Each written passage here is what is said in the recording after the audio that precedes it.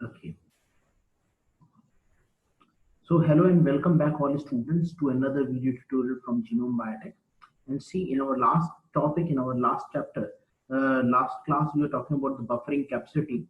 So the buffering capacity was defined as the moles of an acid or base necessary to change the pH of the solution.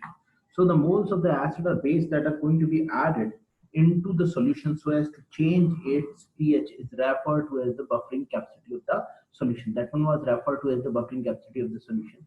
Now what we have to study here is that we must know what is the buffering capacity and how it is being defined. So the buffering capacity is defined as the moles of an acid or base necessary to change the pH of the solution by by a value of 0.01. Okay, so how many number of moles of the acid must be needed or should be added into the solution to change the pH of the solution by a value of 1. Now see, what you have to do here is, if you are going to change the pH of the solution by a value of 1, then how many moles should be added? कितने moles को आप add करोगे ताकि आप pH को 1 से change कर सको? How many moles should be added so that the pH can be altered by a value of 1? Okay, you just have to add how many moles will be added. How? Just a second. Just a second. Let me just take a thin line.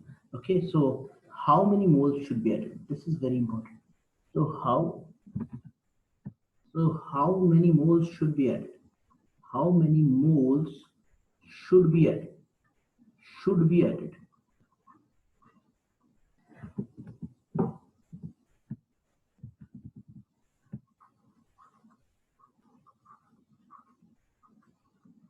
Be added to vary the pH. To vary the pH by a value of 1 by 1. Okay, you just have to vary the pH by a value of 1. Then how many moles you are going to add? That is referred to as the buffering capacity. Now the buffering capacity of a solution depends upon two different factors. There are two different factors on which the buffering capacity depends, and those factors are the molar concentration of the acid and base conjugate as well as the ratio of their concentration. So these are the two factors on which the buffering capacity of a solution is going to depend. First factor is this, and the ratio of the concentration of the acid and the base. Second factor is this. Okay, so see, the most effective buffers, देखो buffering capacity अगर किसी solution की major करनी है तो ये पता करना पड़ेगा कि acid और base कितना है और उन दोनों के बीच में ratio क्या है. What is the ratio in between the acid and its conjugate base? That we have to determine. The most effective buffers are those that contains equal concentration of both the components. Which are the most effective buffers? The most effective buffers are those that contain equal concentration of both the components. They contain equal amount of acid as well as its conjugate base. Then those buffers are said to be the most effective buffers in nature. Okay. However, these buffers are exceptional. That means these buffers are not very common. These buffers are not common in nature, or they are not being found in nature. Okay, so now what we have to study is, we have to study a very important topic that from where the questions have been asked. And that topic is referred to as the physiological buffer. That topic is commonly referred to as the physiological buffer. Okay, I'm not audible. Just a second. Just a second. Give me a second. You must tell me if there is any problem. If there is any problem, you must tell me. You must write. Okay. If I am not audible, at least you must have informed me. Now you are audible. Okay. And now am I audible? Now am I audible to all? Okay. That's fine. Okay. Audible. Okay. So see, what we are going to study here is that we are going to study about three different types of physiological buffers. Now, which are the three different types of physiological buffers and how these buffers are being arranged? So which are these physiological buffers that we would be talking about? Okay. So here we are going to talk about three different types of physiological buffers that are found in our body. Now, which are the three different types of physiological buffers which are being found in our body or which are being associated with our body?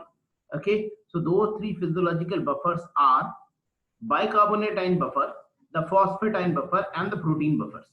If you can classify the three, where is bicarbonate ion buffer present? So bicarbonate ion buffer is present within the blood. See, it is always present within your blood. Okay, phosphate buffer. This is an intracellular buffer. Intracellular buffer. That means this buffer is present within the cell. Okay, it is an intracellular buffer in nature. Okay, the last one is referred to as the protein buffer. The protein buffers are the buffers which consist of large number of proteins, especially the hemoglobin molecule. When hemoglobin molecule acts as a buffer, then it is referred to as a protein buffer. Now the other one is referred to as bicarbonate buffer. Now we are going to study about each and every buffers in detail. Okay, so we are going to study about these buffers in detail. Now how these bicarbonate ions are being produced. Okay, just a second. Any query? Okay, so how is bicarbonate ion being produced? Okay, so if there is some problem with your side now, then try to rejoin into the session, and you will be able to hear the voice. Even if the things remain like this, then you will get the recording of the lecture. From there also you can study, so there are no problems at all. Okay, I will resolve every issue. Now in the case of bicarbonate buffers, what happens in the case of bicarbonate buffers is that, see, the water is present and this water reacts with a molecule of carbon dioxide. When this water reacts with a molecule of carbon dioxide, then it leads to the formation of a structure, and it will lead to the formation of a molecule of carbonic acid, H2CO3. Supposingly this compound is being produced, H2CO3. This compound which is being produced will be degraded into two molecules, H positive and HCO3 negative. Okay, this will be degraded into this molecule, and another molecule will be HCO3 negative. Okay, now this, firstly, out of this bicarbonate ion, this bicarbonate ion will act as a buffer. Okay, so now how it is going to act as a buffer? Firstly, you must know that which is the enzyme involved in the formation of this carbonic acid. The carbonic acid is being formed in the presence of an enzyme which is referred to as carbonic anhydrase. Carbonic anhydrase. Okay, so it is carbonic anhydrase that will act, and this carbonic anhydrase always require a zinc ion. Okay, so this carbonic anhydrase will lead to the formation of carbonic acid. Okay, so this occurs at the level of tissue fluid, and beta, this effect is also referred to as the Bohr effect. We would be talking about Bohr effect. We have already talked about these effects. Bohr effect. Bohr effect. This effect is commonly referred to as the Bohr effect. Okay. Now, next point. One of the most important buffer in the blood is the bicarbonate buffer system. Approximately 27% of the carbon dioxide is being transported in the form of 27% of CO2 is transported in the form of bicarbonate ions. 27% of CO2 is transported in this manner. Transported in this manner. Okay, in this form as bicarbonate ions. You must know this. Now moving forward, I should clear all these drawings. Now moving forward, you get this type of a molecule. Okay, see this, carbon dioxide reacting with water molecule. Carbon dioxide reacting with water molecule. When carbon dioxide is reacting with water molecule, it is forming a compound that is referred to as the carbonic acid. So this is the carbonic acid that is being produced. Okay, this is the carbonic. Now see this, carbonic acid being an acid, it has the ability to break down, and as it breaks down, it will lead to the formation of the protons. So these are the protons which are being produced, and this is the bicarbonate ion that is going to be produced. Now see, this molecule, what is the buffer? Do you know what is the buffer? Buffer is a molecule that can react with both acid as well as base. Okay, so this molecule, the bicarbonate ion, has an ability to react with both acid as well as base. Now how? Buffer always reacts with, just a second, always reacts with both acid and base, with both acid and bases. It has an ability to react with both the acid as well as bases. So see, when you add acid, then the bicarbonate ions will react with the acidic groups. And acid, when you are going to add acid, that means you are going to increase. When you add acid, you are going to increase the number of protons. So what, how bicarbonate ion acts? Bicarbonate ions moves the equilibrium towards this formation of bicarbonic acid. And this bicarbonic acid, when goes into lungs, when it moves into the lungs, then this would be broken down. In the lungs, it would be broken down. In lungs, in alveoli, in lungs, then in the lungs, it would be broken down into the two molecules. Just a second. Just a second. It would be broken down into the water molecule and carbon dioxide, and carbon dioxide will leave the lung alveoli. For example, this is the lung alveoli, okay, and there is the blood vesicle, okay. So from the blood vesicle, the carbon dioxide is going to move outside, and the oxygen is going to move inside, okay. So the oxygen is going to move inside. So this is what is going to happen, and this effect is referred to as the Haldane effect. The Haldane effect.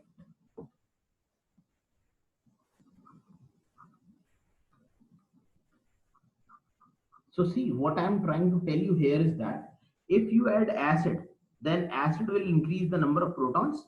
It will shift the equilibrium towards a direction in which carbon dioxide will be lost. When carbon dioxide will be lost, then again the equilibrium will be maintained. When you will add base, base will provide. Now I will add base with another color.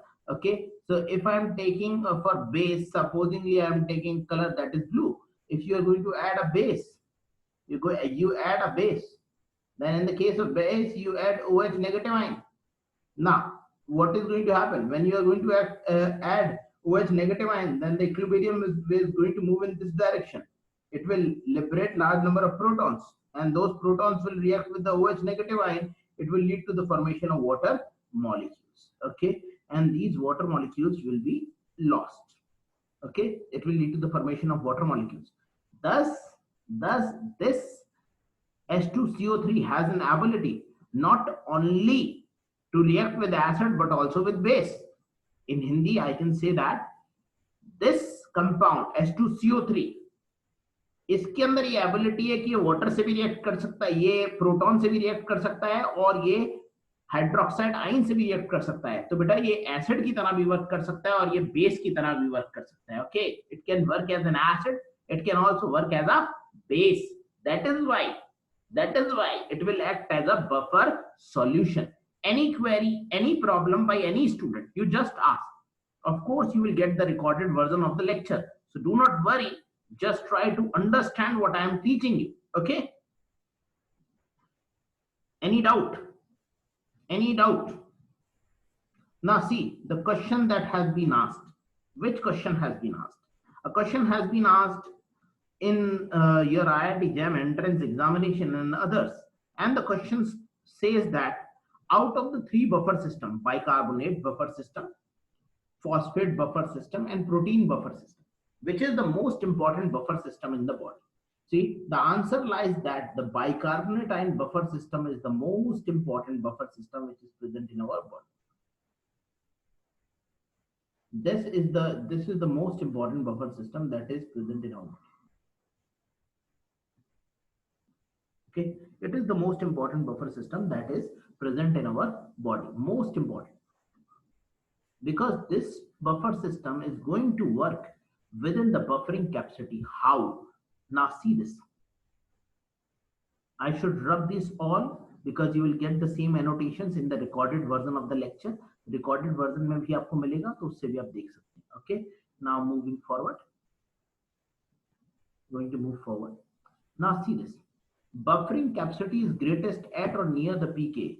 When the pKa is the same, then the buffering capacity is going to be the greatest. Okay, so the buffering capacity of a solution is said to be the greatest at or near the pKa of an acid base solution. So there the buffering capacity is going to be the greatest. Okay, now what is this pKa? pKa refers to the pH at which the bicarbonate ions are going to be dissociated. The bicarbonate acid is going to be dissociated. That pH is referred to as pK. The pH at which the bicarbonate molecules are going to get dissociated into bicarbonate ions and protons. Okay, when it is going to get dissociated into bicarbonate ions, and then it is going to get dissociated into protons. Okay, so this pH is referred to as pK. Okay, so pK is the pH at which this particular molecule is going to be dissociated. So here what we are going to talk about is the bicarbonate buffers has an pKa of 6.37. Okay, and the blood pH is of 7.4. Okay, so actually the ratio of bicarbonate ions to carbon dioxide which is present at a pH of 7.4 is approximately equal to 11:1. So this is very important. देखिए हिंदी में समझिए, देखिए कोई भी दुनिया का solution जब ही टूटता है, जब बेटा वो अपने एक ऐसे पीएच पे पहुंच जाता है जहां पर उसका के रीच हो जाता है, this is referred to as the ionization constant for this acid. This acid is going to break down into its ion only when the pKa is going to be reached. Only when you reach the pKa, then only you dissociate this particular molecule. So the pH at which this molecule is going to dissociate is referred to as its pKa. Okay, that is referred to as its pK. Now, because the blood has a pH of 7.4, so at this pH, the concentration of bicarbonate ion is to carbon dioxide. The concentration of the bicarbonate ion is to carbon dioxide is 11:1. Again, the next question that has been asked. This is very important. This has been asked. What is the concentration of bicarbonate ion to carbon dioxide? The concentration of bicarbonate ion to the carbon dioxide is 11:1. This is the concentration at a pH of 7.4. These are the two questions that have been asked. Despite these liabilities, bicarbonate buffering system is the most important because both components can be regulated. As you can regulate the H2CO3 concentration, you can increase its concentration, you can decrease its concentration. As you can regulate the concentration of protons. So because of all these factors, the bicarbonate buffer system is the most important buffer system which is present in the human body, that both the molecules can be effectively regulated. Okay, carbon dioxide concentration can also be regulated. It can be increased, it can be decreased depending upon the rate of your respiration. You increase the rate of respiration, the carbon dioxide value decreases. You decrease the rate of respiration, the carbon dioxide in value increases in your blood. Okay, now see this last point. See, when excess amount of bicarbonate are produced, they are excreted out by the kidney. So when you produce an excessive amount of these bicarbonate ions, when you produce the excessive amount of these bicarbonate ions, then they could be effectively excreted out of the body by the kidney. Okay, so these can also be excreted out of the body by kidney. Okay, and acid is added to the solution, bicarbonate ion decreases and CO2 is being formed. So this is going to resist any change in pH of the blood. That is why this will act as a buffer. ये किसी भी pH के अंदर change को resist करता है, इसलिए ये बेटा buffer की तरह act करता है. That is why this will act as a buffer in nature. Okay. Now moving forward. Now we are going to move forward. The other buffer that is present in the solution is referred to as the phosphate buffer. Now what do you mean by phosphate buffer? Phosphate buffer is the type of buffer in which phosphoric acid is being produced. Now what is this phosphoric acid? Phosphoric acid refers to H3PO4. Okay, so there is the phosphoric acid that is going to be produced. H3PO4 is referred to as phosphoric acid. How phosphoric acid is being produced in the body? In the body, phosphoric acid H3PO4 is going to be produced when phosphate molecules are going to react with water molecules. Okay, then in the body it produces an acid that is referred to as phosphoric acid with the formula H3PO4. This would be referred to as phosphoric acid. Okay, this is the phosphoric acid that would be produced. Okay, H3PO4. So this H3PO4 which act as a phosphoric acid liberates its proton. When it liberates its proton, then it gets converted into H2PO4. When it is going to liberate its proton, it will release the positive H positive ion. It will release the H positive ion, so it will lead to the formation of HPO3 negative. Okay, so this is what you are going to see here. No, it won't be H3PO4 is there, no? Because it has lost a proton only. So this is HPO4, and you can see HPO4 here. You must write this equation here, okay? And dear all students, those who are our regular students, they will be getting all these printed copies at their delivered at their home address.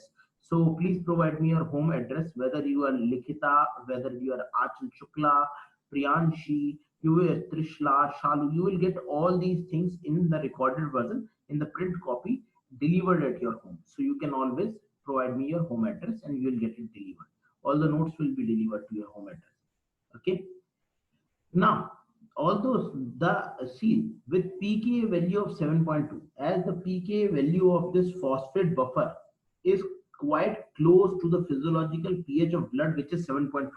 You know that the pKa value of this buffer system is quite close to the physiological pH of 7.4. So this should be present as an excellent buffer system because its pKa value matches very closely with that of the pH value. Now see this, Hindi में समझिए. देखिए pKa value जो है वो pH जिस पे ये acid टूटेगा, the pH at which this acid is going to break down is called as the pKa. Okay, this would be the pH at which it is going to break down, and this closely matches with each other. So this is going to be an excellent buffer theoretically, but in our body this buffer is present in very less concentration. That is why bicarbonate ion buffer system is considered much more better as compared to this buffer system. Now see this. The concentration of H2PO4 and H2PO4 in blood is too low to have a major effect. Their concentration is very low in the blood so that they cannot have any major effect. Instead, the phosphate system is equivalent buffer in intracellular fluid where its concentration is quite high.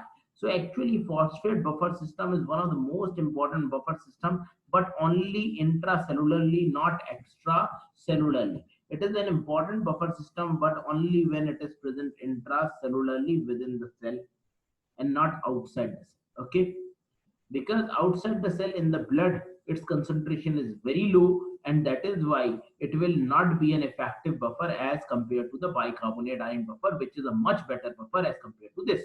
Okay, now normal pH of the cell fluid, the normal pH of the cell fluid which is present, it has the normal pH of cell fluid is 7.2.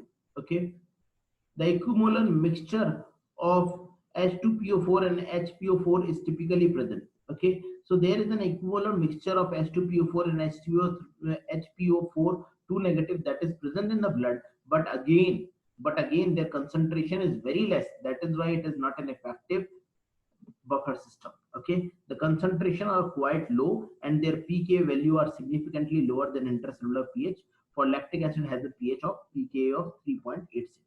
Now last buffer system which are referred to as proteins. Now see, because proteins are one of the most abundantly present molecules in our body, that is why they can act as an effective buffer system. Now proteins are one of the most important and abundant molecules present in our body. Okay, so proteins, just a second, proteins are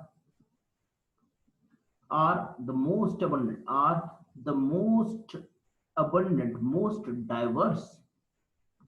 diverse and abundant biomolecule present in our body. An abundant biomolecule of our body. Okay, so molecule of our body, so it can act effectively as a buffer system. So it can act as an effective buffer system. So it can act as an effective buffer system. Okay, So it will act as an effective buffer system in the body. Okay, so proteins are a significant source of buffering capacity. They can act as an important buffer system composed of amino acid linked together by peptide bond. The proteins are the molecules that have amino acid sequences, and those amino acid sequences are being linked together with the help of peptide bonds. Okay, now this peptide bond has a partial double bond character. If you can just answer me up, what is the percentage of partial double bond character in the case of peptide bond? Anyone? Just write the answer. Percentage partial double bond character. What is the percentage partial double bond character? Hmm? Okay, someone has answered. 40%. Good. Priyanka, great. What is the delta G for the formation of peptide bond? Delta G for the formation of peptide bond. Now answer me. It is plus 21 kilojoule per mole. Okay. Okay, who has answered? Plus 21. Okay, why it is 20? What is the length of peptide bond? Anyone? Length of peptide bond? Nobody is answering. It is 1.33. No, it is 1.33. The normal length of a carbon-carbon bond, the normal length of a carbon-carbon bond that is present in the case, if this won't be having a partial double bond character, then this molecule will have a bond length of 1.45 angstrom. Okay, but because of the formation of this double bond, partial double bond character, the bond length reduces to 1.33 angstrom. That is why it has a 40% partial double bond character. You guys are not studying at all partial double bond character. Okay, you must study hard. सभी को बोल रहा हूं मैं, whether it is Likhita, whether it is anyone else, you must study hard. You must remember the facts and the figures correctly if you want to crack this examination. This examination won't be easy. Okay, now see, proteins are composed of amino acid molecules, and these amino acids are being linked by peptide bond.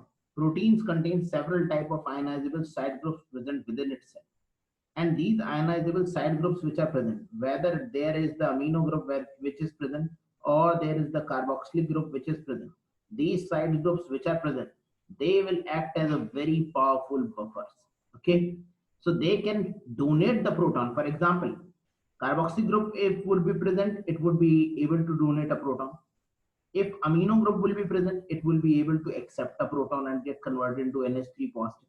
So there are groups which are present that can accept the proton or that can donate the proton. That is why protein acts as one of the most important buffer. And so as proteins can act as an important buffer, so in our body there is a protein that is referred to as hemoglobin. You can see that in this case I have told you about proteins. You look here, this in this case the pH equals to pi. The pH equals to pi.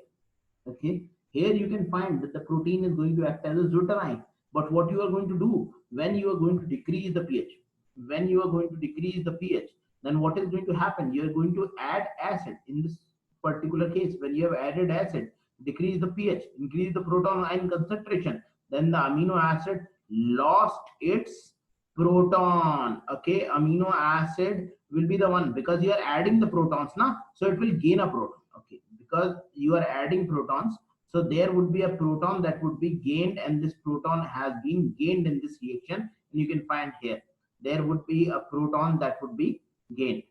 Okay, again in the other reaction you can find that the proton will be lost. So there are reactions which are going to take place, and those reactions indicate that the amino acid behaves as a deuterion. Okay, and so they resist their change in pH. Now we are going to talk about biological interactions, the most important thing. Now see this. Usually biomolecules, now as the topic indicates, this is biological interaction as the topic indicates.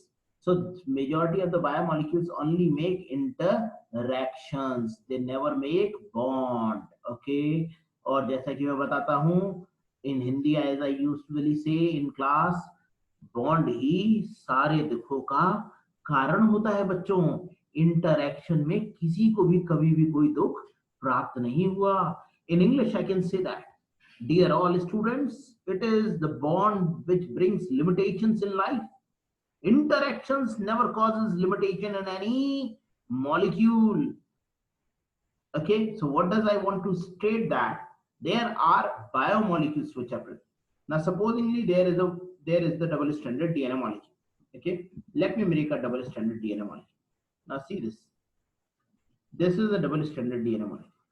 Now, this double stranded DNA molecule is going to make interaction with molecules that are referred to as what? Okay, there would be metal ions making interactions, but these are all interactions. These are not bonds.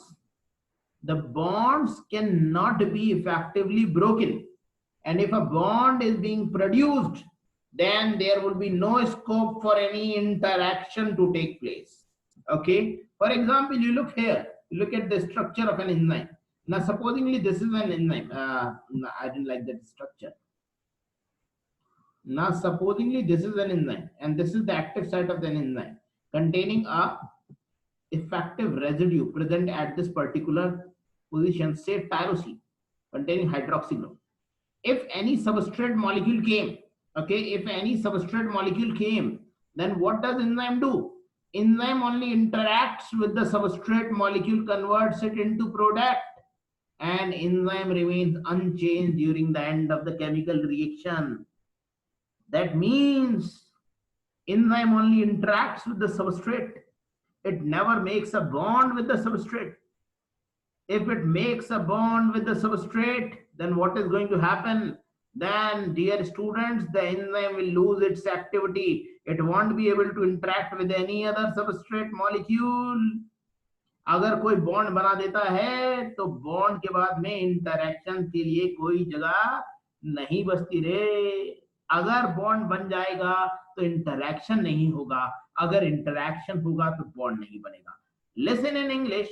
If there is a bond which is being produced, then there would be no place for any interaction.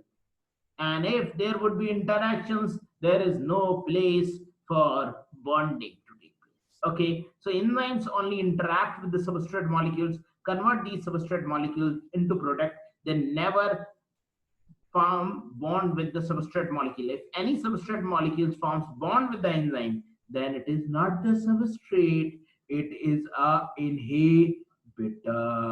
अगर कोई enzyme के साथ में permanent bond बना लेता है तो वो सबस्ट्रेट नहीं है रे, वो तो है इनहिबिटर. ठीक है, गीता के अंदर लिखा हुआ है. ठीक है, इंटरैक्शंस वो जो मुक्ति का मार्ग हो, ठीक है, और बॉन्ड तो बंधन पैदा करता है, उसमें मुक्ति हो ही नहीं सकती. तो देखिए यहाँ पर इंटरैक्शंस हो रहे हैं और यहाँ पर बॉन्ड बन रहा है. तो आज हम समझने वाले हैं इंटरैक्शन क्या होता है और बॉन्ड क्या होता है. So according to Gita, it is written very clearly that interactions makes the molecules free, and it is the bonds that will restrict the conformation of the molecules.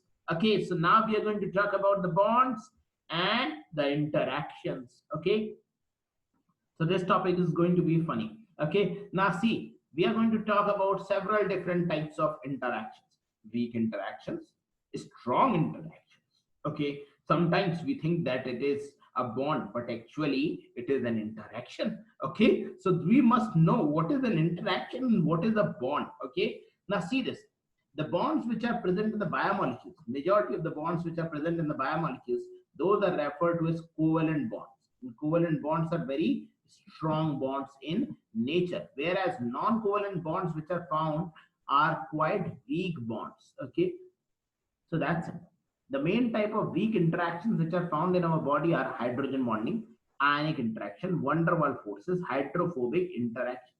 Okay, now let me just firstly start with the covalent bond. The covalent bonds are the most strongest bond, as we know. They form the backbone of any structure. For example, proteins, how they are being formed. The proteins are being formed when the amino acids are being joined with regard to each other through covalent interaction, that is through peptide bonds. Okay, how the carbohydrate molecules are being formed. Carbohydrate molecules are being formed when the sugar molecules are being linked with regard to each other through the glycosidic bonds. So this is also a covalent bond in nature. Okay, the DNA is being produced when there is a phosphodiester backbone. So that is also a covalent bond. So every biomolecule will have a fundamental covalent bond forming its structure. Okay, and except one covalent bond, all other bonds are said to be only interactions. This is also amazing.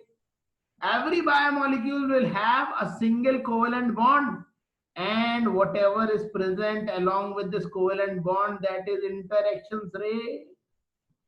So students Hindi में भी समझ लीजिए.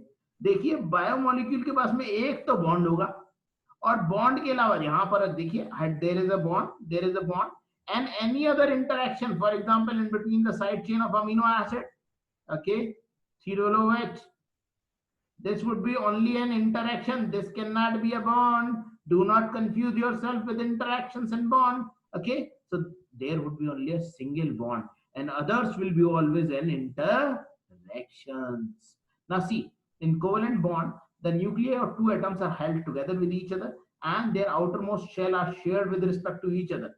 Covalent bonds are very stable, and the larger energy chains are associated with the making and breaking of these bonds. So these bonds are highly stable, okay, and they cannot be they cannot be easily broken, and cannot be easily formed, okay. And now non-covalent bonds, my favorites. Okay, so we are going to talk about a hell lots and lots of interactions today. Okay, now the first interaction that comes into our mind is the hydrogen bonding. Okay, hydrogen bonding type of an interaction. Now what is this type of an interaction? Hydrogen bonding. Now hydrogen bonding takes place in between a highly electronegative element and an electropositive one. There is a highly electronegative element, and what is that electronegative element? The fluorine, oxygen, nitrogen, and chloride ions. These are the four different types of electronegative elements which are being found. And these four different types of electronegative element interacts with a proton, interacts with a partially charged hydrogen ion from water molecule. Okay, these molecules will have a lone pair of electrons. Okay, this is the lone pair of electron that they are having, and this molecule is going to interact with a positively charged molecule. Okay, and such type of interaction will lead to the formation of weak covalent interaction. This is weak covalent interaction. This is not bond, my dear friends. This is weak covalent interaction. The energy required to break or to form these weak covalent interactions is quite less. It is only 1 to 5 kilojoule per mole. So they require very less energy. Okay, so such type of bonds which are being produced are referred to as weak covalent interactions. See, they are not bond. Do not confuse them with bond. These are interactions still. They are not bonds. Okay. Now, bonds which are being produced between hydrogen and oxygen and nitrogen are sufficiently polar so that the hydrogen nucleus is weakly attached to the lone pair of electrons. So that is what I have told you. So that's all over. Now, what electrostatic interactions are, how electrostatic interactions are being produced. Okay. So how electrostatic interactions are being produced? Electrostatic interactions occurs between a positively charged groups. Now, supposingly there is a protein molecule. Okay. Now, supposingly if there is a protein molecule, okay, and this protein molecule which is present in the solution, this is the protein that is referred to as alpha helix. Now, in this protein, you find that there is a carboxy group which is present, okay, and there is another group which is present that is referred to as the amino group. Okay, carboxy group has a partial negative charge, and this molecule has a partial positive charge. Okay, or it has a complete positive charge, NH3 positive and COO negative. Okay, so there would be interactions in between these charged molecules. These are charged molecules, permanently charged molecules. Then such type of interaction will be referred to as electrostatic interaction. Interaction in between positively charged molecule and a negatively charged molecule is referred to as electrostatic interactions. And weak form of electrostatic interactions are also referred to as salt bridges. This is very important. Again and again, these salt bridges have been asked in different examination. Now, what are these salt bridges? These are weak form of interaction. These are weak form of ionic interaction. Okay, weak form of ionic interaction. Form of ionic interactions. Okay, these are weak form of ionic interaction in between positively and negatively charged molecule. In between positively and negatively charged molecule and negatively charged molecule and negatively charged molecule. Okay,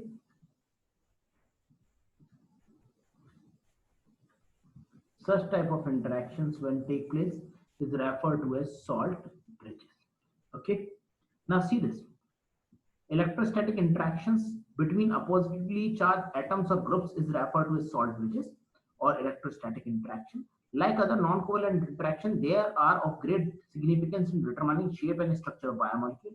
Such type of interaction takes place in between the carboxyl group, negatively charged molecule. Such type of interactions takes place in between the negatively charged molecule and the positively charged molecule. Okay, so these are the different types of interactions that can take place. So this is the negatively charged molecule that is present, and then you have the positively charged molecules.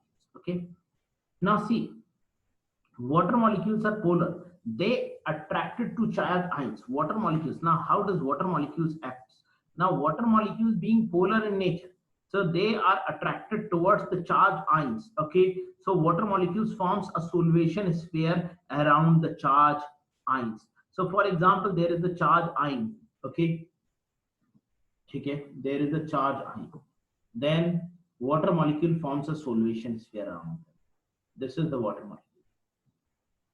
Okay, water molecule forms a solvation sphere. Just a second.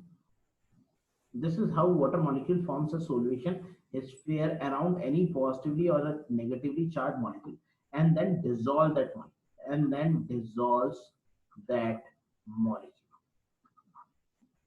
dissolves that molecule. Okay, so water molecule has an ability to form a solvation sphere and dissolve that one. Okay, so this is how water molecule acts. Now see, all the water molecule was forming a solution sphere around a positively charged molecule, and there came a salt in front of water molecules, sodium ions and chloride ions. Okay, so water molecules, now see this, listen, this is very important. Now in a class there was someone, okay, there was someone, I'm not saying who was that one. Okay, there was someone and everybody was getting interested in this particular one. Then came pupils from the other classes, then everybody left this particular molecule and began to move towards these molecules. This will cause this molecule to precipitate, the central molecule to precipitate, and this phenomena is called as precipitation out of protein. In front of salt, the water molecule will leave the protein and they will move towards salt. Oh my dear, there is the salt. Okay, so water molecules are thinking, why to move against this protein? Okay, let us move towards salt. Oh my dear, it is salt.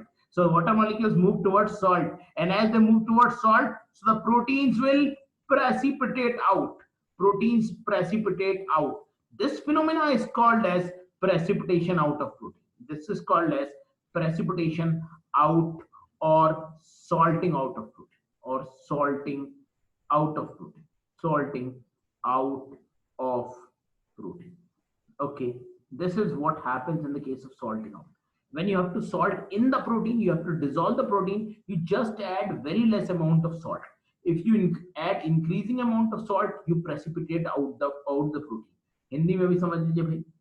देखिए आपकी class कितना competition था, बहुत ही ज्यादा competition. Maths वालों की class में तो बहुत ही था. एक दो ही लोग होते थे और बेचारे इतने सारे वाटर के मॉलिक्यूल, सभी एक ही के पीछे पड़े हुए. ठीक है, ऐसे ही चल रहा है जिंदगी में. तभी छुट्टी हुई कॉमर्स वालों की, आर्ट्स वालों की, सारे के सारे वाटर मॉलिक्यूल भाग गए आर्ट्स वालों की तरफ. अरे यार यही सही है, ठीक है इन्हें छोड़ देते. Such molecules precipitate out. This phenomena is referred to as salting out of protein. Protein के मॉलिक्यूल को छोड़ दिया है और सारे के सारे मॉलिक्यूल क्लोराइड और सोडियम आयन के पीछे भाग गए. ओ राइट, ये ठीक है. So that is why it is referred to as salting out of protein. Okay, so now leaving all the fun behind, so the thing is that, see what is going to happen. See, this is going to happen. Okay, we got these molecules. Just a second. Okay, so this is what we get. So shells of water molecules for forming a solvation sphere clustering around the positively and negatively charged ions. As ions become hydrated, the attracting force between them reduces and the charged species gets dissolved in the water molecule. Later on, the charged species are going to get dissolved in water. This is how charged molecules are getting dissolved in water. I do think that this would be clear. Salting in would be clear. Salting out would be clear. This is how water molecule dissolves any molecule. Okay, and now there would be the salt bridges between electrostatic interactions between a positively and a negatively charged molecule is called a salt bridge. These salt bridges constitute the structure of protein. Okay, salt bridges constitute protein structure protein structure structure.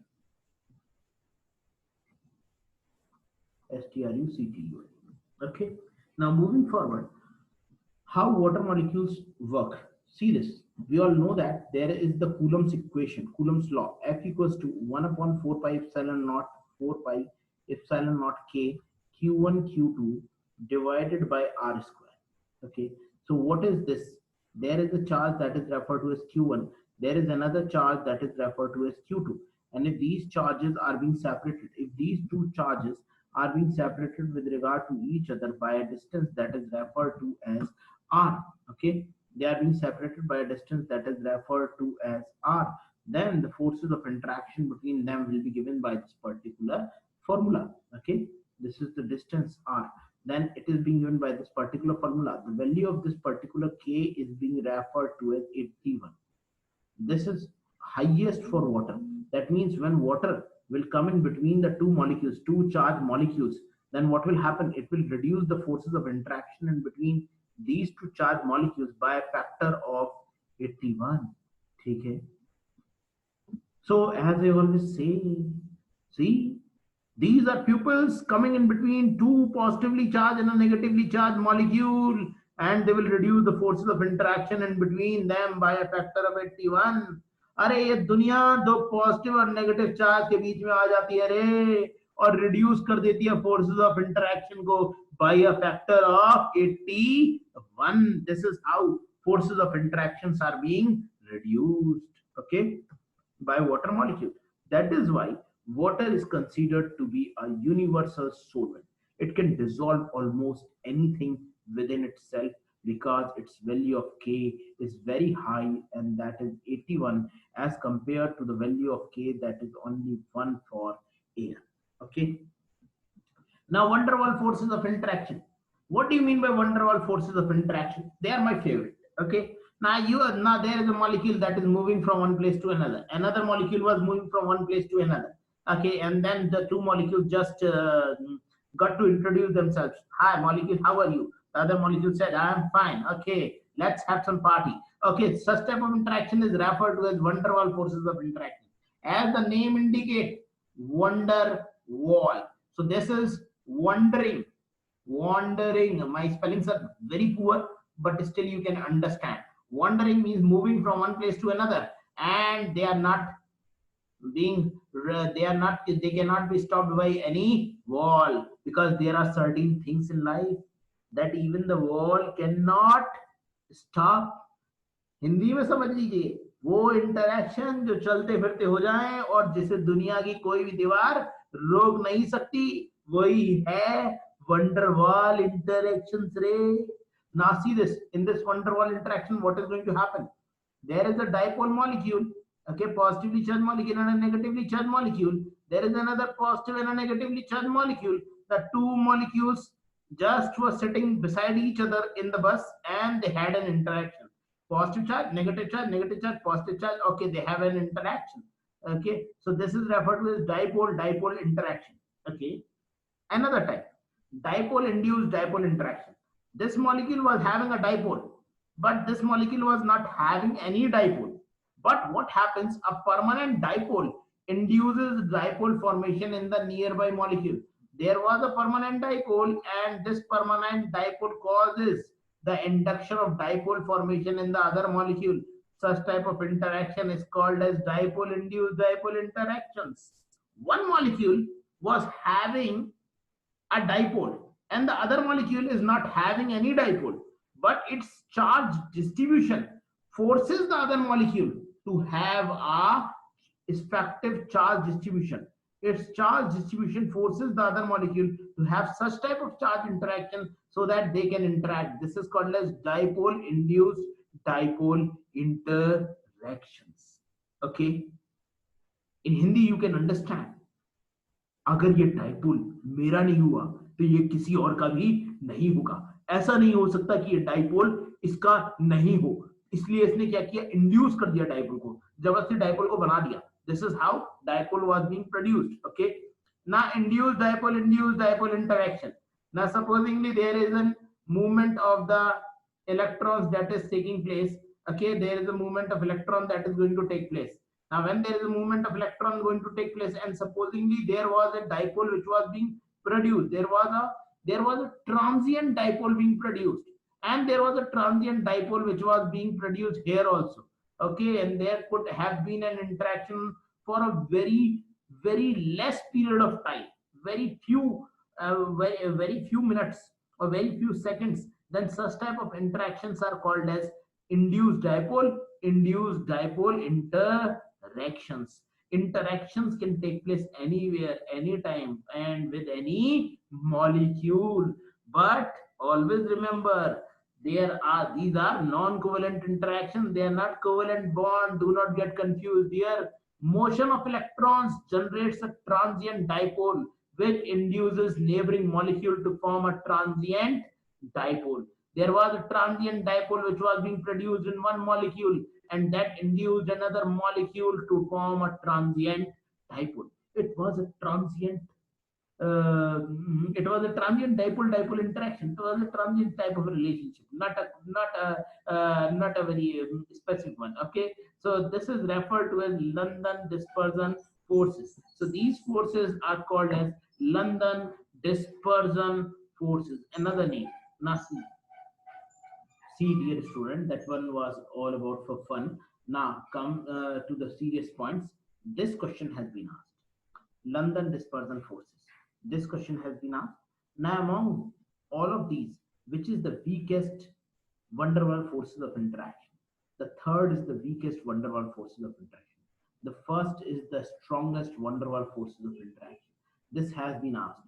So on the basis of strength, I can write on the basis of strength, on the basis of strength of interaction, strength of interactions, what I can write is that the first is said to be much more stronger that where is the first one? Okay, sorry, this is the first one, this is the second one, and this is the third one. The first one is said to be much more stronger than second, and the third one is said to be the least strongest because it is being induced by induced dipole interaction. So twice this question has been asked, one in the form of London dispersion forces, another time in this particular format in both IIT JAM as well as JDU entrance examination. So that's very important. Now moving forward, this is what I have told you. London, this dipole interaction, dipole induced dipole induced interactions. Okay, note, this is very important again because this has been provided in the note. Now, one of the most important non-bicarbonate ion that act as a buffer in human body is constituted by the plasma proteins. The plasma proteins are one of the most important buffer systems in our body, and the plasma protein is albumin protein. This albumin protein is made up of 16 histidine residue, and these histidine residue will be the one that will be responsible for the uptake of protons from the acidic solution. Okay. Quantitatively, the imidazole of hemoglobin is the most important buffer system. Okay, if you are going to quantitatively determine which is the most important buffer system, then the hemoglobin will become much more important buffer system because its amount or its quantity is very high.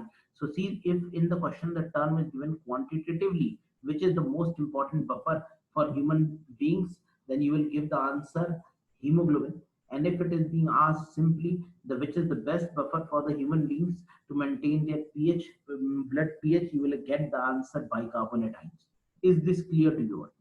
Is this clear to you all? Any query? Any query about interactions probably, or any query about bonds? Anyone wants to ask anything, you can ask me. Okay, do not hesitate about that. Okay, now moving forward. Now see, these are the different types of bond length that you can see.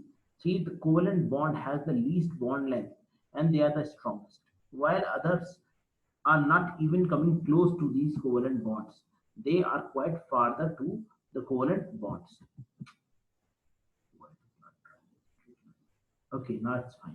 Hydrophobic interaction. Now, what is this hydrophobic interaction? I know that you might be bored even from my classes, but still, let us finish all these topics. Okay, so I do think now I'm not boring you up. Okay, now what we have to do? See this. This is going to be tough.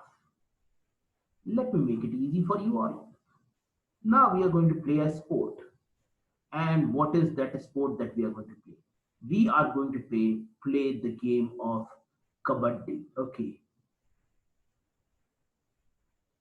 So there is the line, and each and every person, each and every player has to move from one place to another. And the other molecules, other players are going to make a ring to protect them from these players are going to make a ring. Again, forget about this hydrophobic interaction. Firstly, look at the game of kabaddi that I am telling you. Okay, so see, this is one player, this is another player, and there would be the third player. Okay, this player also has its own legs. My drawing is going to be pathetic. No problem. Okay, there would be third player. Okay, and they are forming rings. Okay, so as to catch the player who is going to invade into their place. Okay, so the other invader molecule came. Okay, there from the came the invader molecule. The invader molecule is much more larger. Okay, yeah, I am going to invade you up. Okay, this is the invading molecule. Okay, now what has this invader has to do in kabaddi is just to touch someone and then move back into his corner. So see this hydrophobic interaction acts in this particular manner. Now see this. These are water molecules. See this. These are water molecules. H2O, H2O, and H2O. And this is a lipid molecule. Okay, lipid molecule. Now water molecules try to form a solution sphere around this lipid molecule. Okay, they try to form a sphere around this lipid molecule. But what is going to happen with this lipid molecule is that as the water molecules are coming close, this lipid molecule is increasing its size. It is going to be much more enlarged and then much more enlarged. Now, supposingly two or three of you went to catch someone who is of the size of a sumo, okay, then these water molecules will not be able to catch this particular person.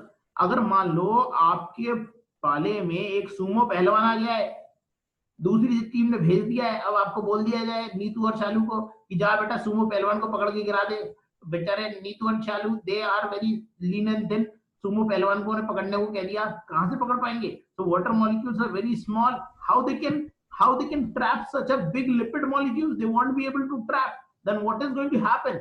Even when they are going to try to capture this lipid molecule, its size is increasing. So this is what happens in the case of hydrophobic interaction. The size of the oil droplets keeps on increasing. The water molecule tries their best to capture this oil molecule, but what happens is that because its size is constantly increasing, so this water molecule when exerts their effect, when they will put their forces over the over the lipid molecule, then what will happen? The lipid molecule always looks to move backward. Such type of interaction is called as hydrophobic interaction. Now I try to listen to the definition. Please listen to it. Now when water molecules try to form a solution sphere around a non-polar molecule, the non-polar molecule, as the non-polar molecule is being larger, water molecules are not able to form solution spheres.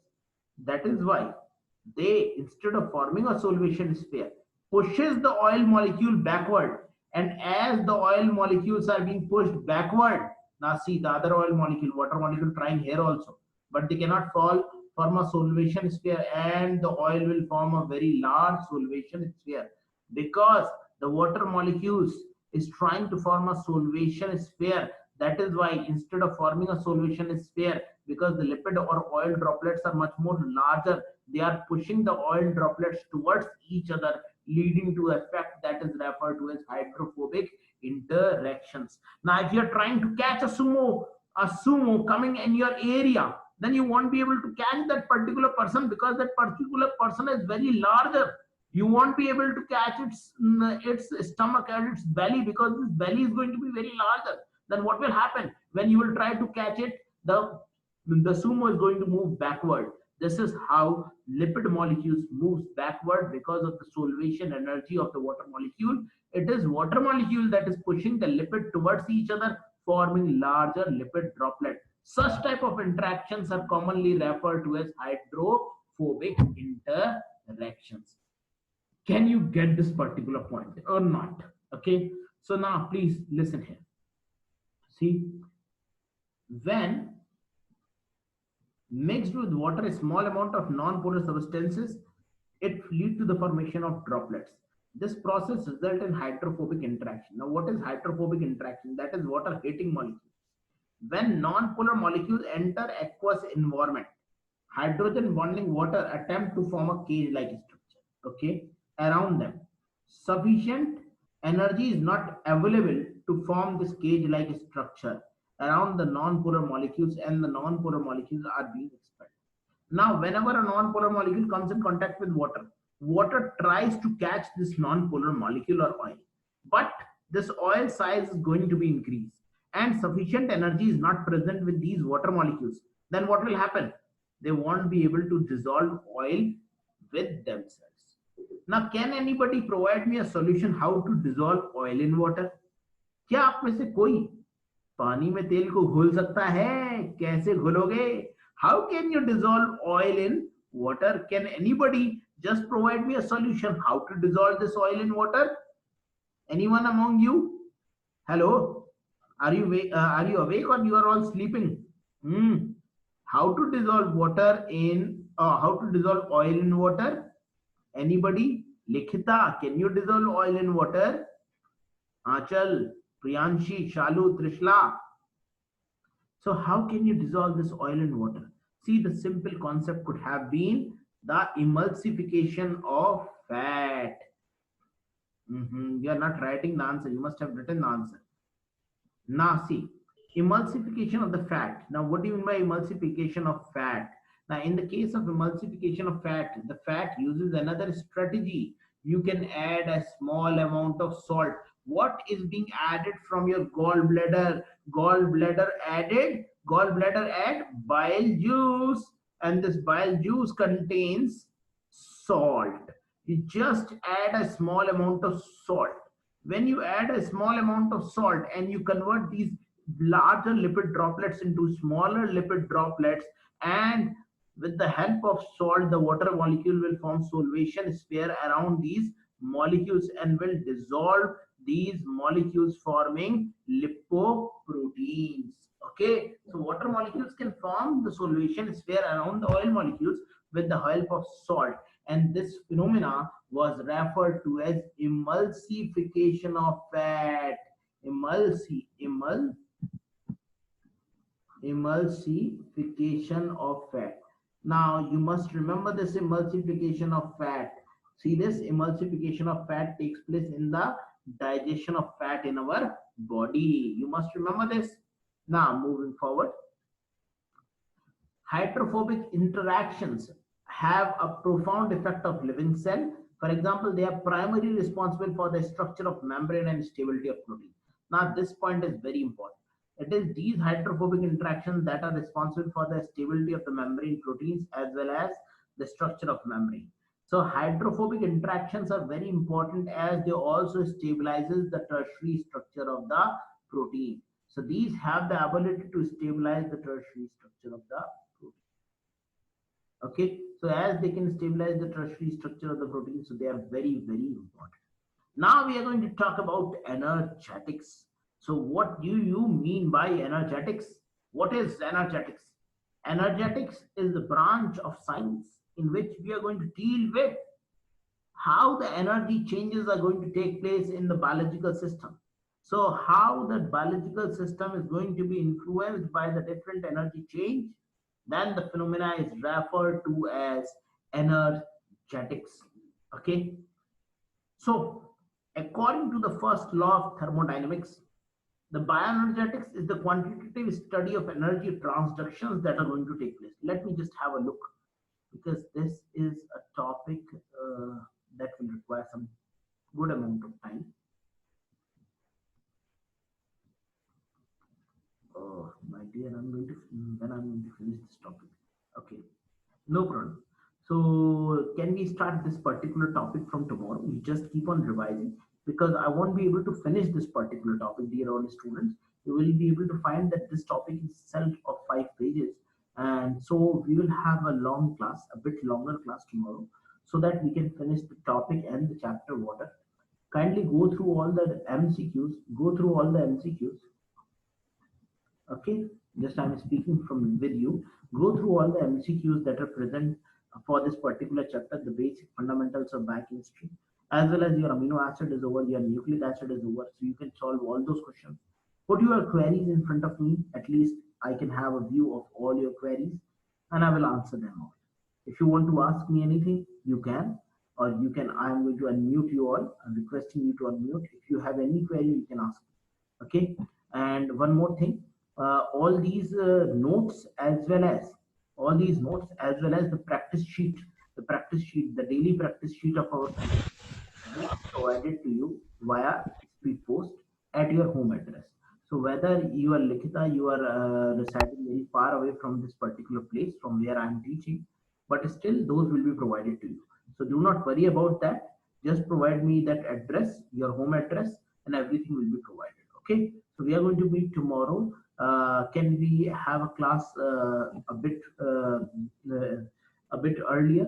We would be having a class at 7:30. Okay, so that would be fine. From 7:30 till 9:30 or 10 o'clock, we will have two classes, and both the classes will be taken by me.